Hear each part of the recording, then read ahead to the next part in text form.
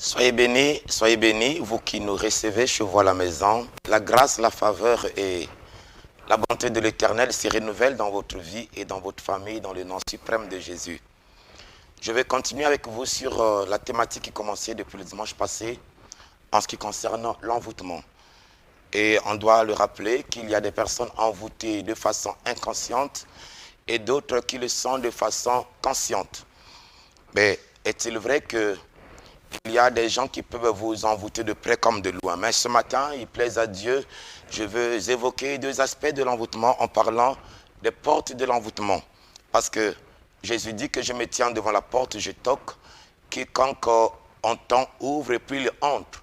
Pour que l'envoûtement entre dans votre vie, il doit y avoir eu une porte par laquelle l'envoûtement est entré. L'envoûtement peut utiliser trois portes essentielles à cause du temps.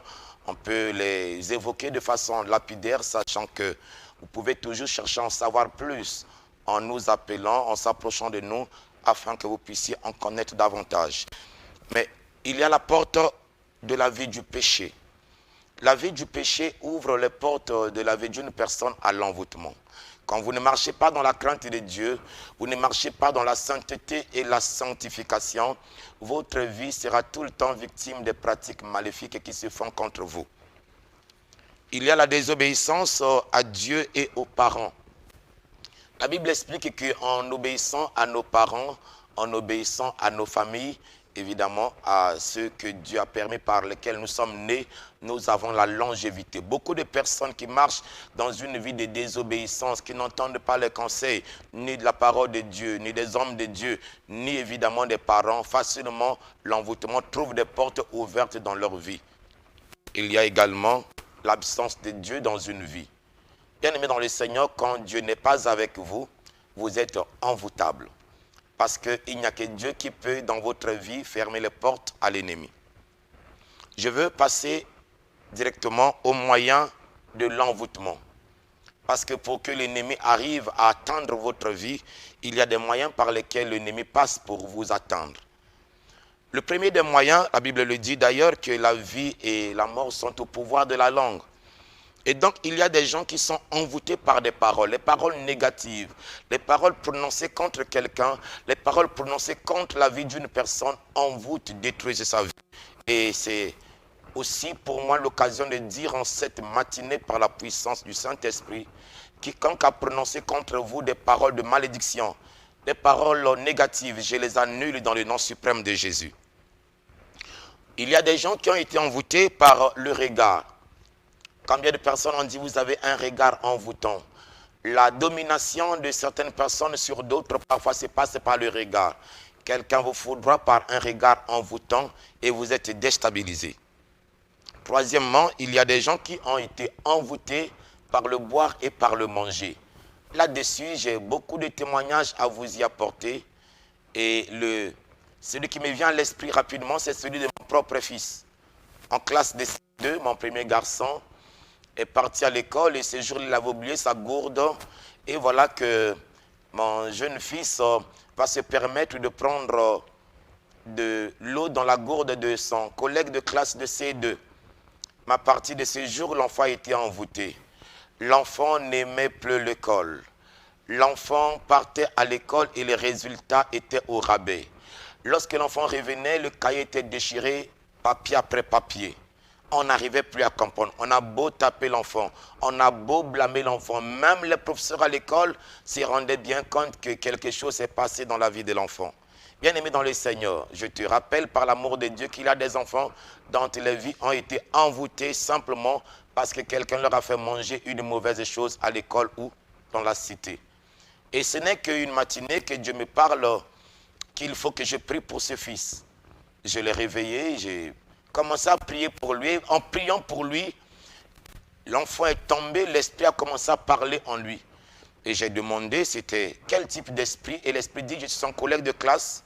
Il avait bu de l'eau dans ma gourde et j'ai eu le droit de le posséder.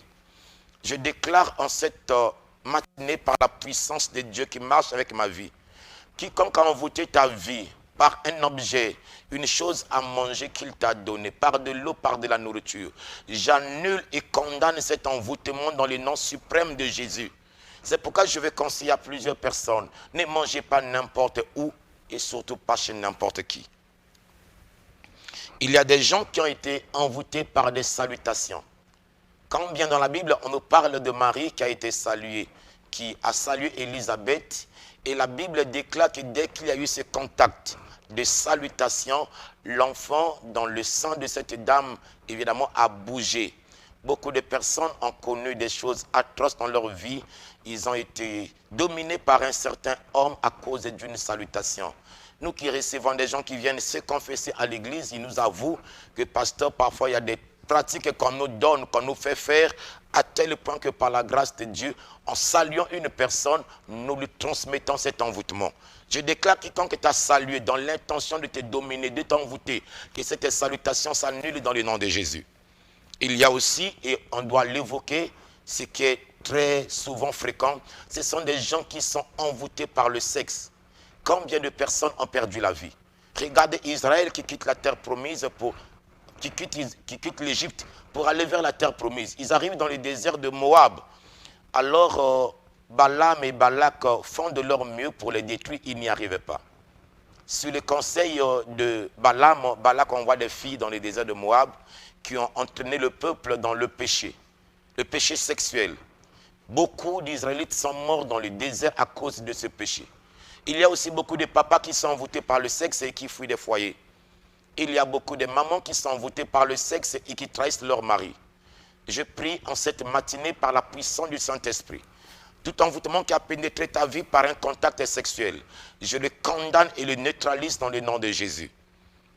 Il y a des gens qui sont envoûtés également par des pratiques occultes, des pratiques faites par des féticheurs, des pratiques faites par des magiciens, faites par des gens, évidemment, qui ne craignent pas Dieu et qui marchent dans les pratiques maléfiques.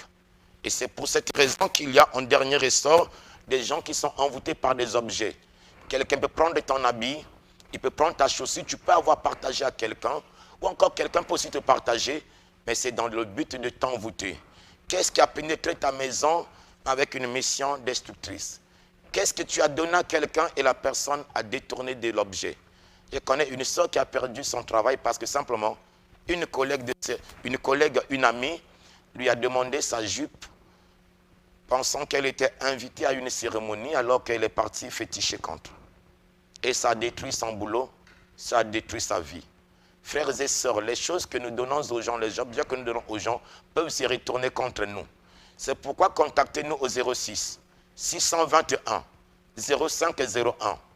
Vous ne connaissez pas par quel moyen le diable a pu vous atteindre. Vous ne connaissez pas par quelle porte le diable a pu pénétrer votre vie. Nous allons vous accompagner.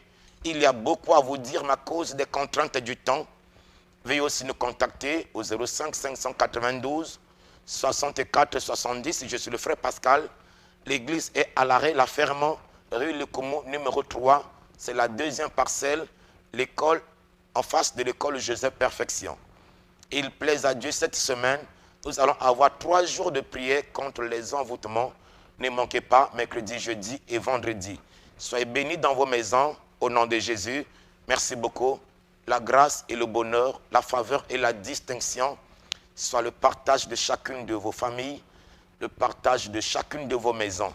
Et je prie que si ton mari, ton frère, ta soeur, ton enfant est sous le charme d'un envoûtement, que Dieu le libère dans le nom de Jésus-Christ. Je suis disposé, mon téléphone est libre, appelez-moi.